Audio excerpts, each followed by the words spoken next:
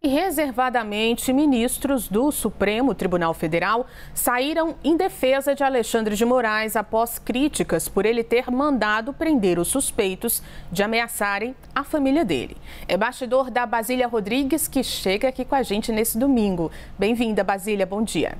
Oi, bom dia, Juliana. Bom dia a todo mundo que está com a gente aí, né? Nesse finalzinho de feriado, de plantão do feriado, domingo, de muita repercussão ainda sobre esta decisão tomada pelo ministro Alexandre de Moraes na sexta-feira de mandar prender pessoas que são acusadas de ameaçar, fazer ofensas graves a seus familiares. Eu conversei com ministros da Suprema Corte que se colocaram na pele do ministro Moraes. Eles avaliam que a decisão foi, abre aspas, absolutamente normal, porque o ministro agiu contra um crime. Há uma leitura interna, Juliana, e todos os espectadores aí da CNN, de que os ministros continuam no alvo de ataques antidemocráticos, de pessoas que ofendem, ameaçam e que podem, há aí um risco de concretizarem o que dizem.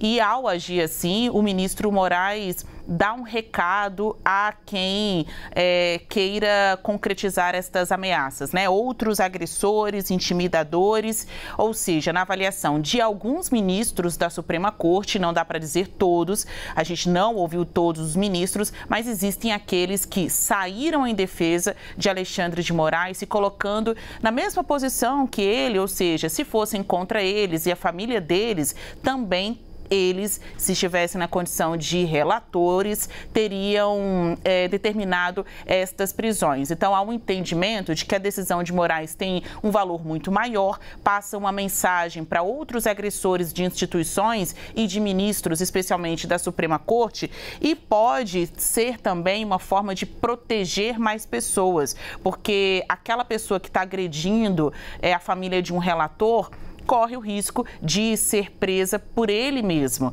né? Mesmo diante de todas as repercussões negativas no mundo jurídico, tanto que o ministro, dias depois, se declarou suspeito de seguir no julgamento. Aí, aqui nessa análise, a gente faz duas avaliações. Primeiro, a de investigação, que é quem autoriza as diligências, né, o andamento do processo, a exemplo das prisões. Na avaliação dos ministros, o ministro Moraes agiu corretamente ao determinar as prisões. Mas quanto a julgamento, que é um segundo momento do processo, quando normalmente já vai ter acontecido uma denúncia por parte do Ministério Público Federal, aí os ministros da Suprema Corte todos sentam para julgar o caso, né? Não estou falando aqui de prisões no decorrer do processo, mandados de busca e apreensão, isso é investigação. Já na fase de julgamento, os ministros que saíram em defesa de Moraes também reconheceram que está aberta a discussão se ele pode ou não participar de todos estes julgamentos. Então, acham que ele acertou ao mandar prender, mas no dia seguinte se retirar aí do cenário de julgador do caso. Ainda assim, Juliana, mesmo o ministro tendo feito essa opção, né, dos papéis, ele que é vítima, mas também julgador, mas neste caso não irá julgar, ainda assim movimentou repercussões no cenário jurídico, porque para alguns juristas, Moraes não deveria nem mesmo ter determinado as prisões. Ele deveria ter se declarado suspeito antes dessa fase de prisão e mandado o processo para distribuição, ou seja, para ser sorteado a outro ministro da Suprema Corte.